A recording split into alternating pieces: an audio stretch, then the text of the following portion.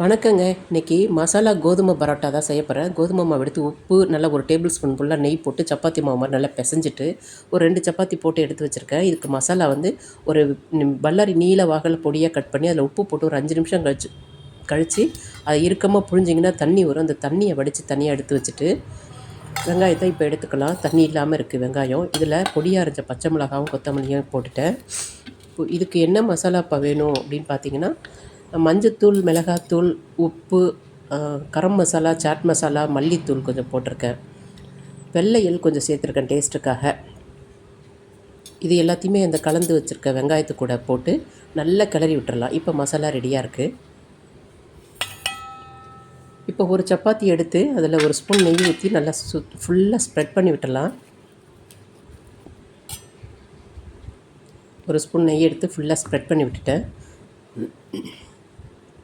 இப்போ இது நடுவில் நம்ம கலந்து வச்சுருக்கிற மசாலாவை வச்சு நல்லா சப்பாத்தி ஃபுல்லாக வர மாதிரி ஸ்ப்ரெட் பண்ணி விட்டுட்டு இன்னொரு சப்பாத்தி இருக்கு இல்லையா, அதை இது மேலே வச்சு நல்லா மூடிடலாம்.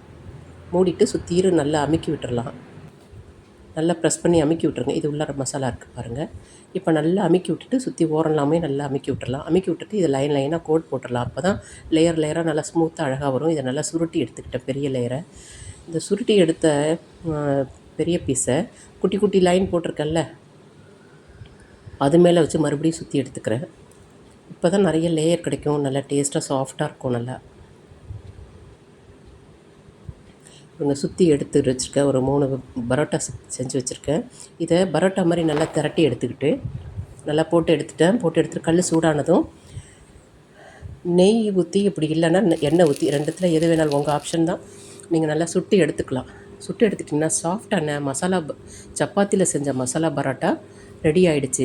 இது பசங்க எல்லோரும் லீவில் வீட்டில் இருக்கக்குள்ளே இதை செஞ்சு கொடுத்திங்கன்னா ரொம்ப விரும்பி சாப்பிடுவாங்க. இது ஆனியன் ரைத்தா தான் செஞ்சேன், வேறு ஒன்றும் ஸ்பெஷலாக செய்யலை. ஏன்னா இது உள்ளே நிறைய மசாலா இருக்கிறதுனால எதுவுமே தேவைப்படலை, சும்மாவே சாப்பிட்டாங்க. ஆனியன் ரைத்தா வச்சு சாப்பிட்டிங்கன்னா ரொம்பவே சூப்பராக நல்லா டேஸ்ட்டாக இருந்தது.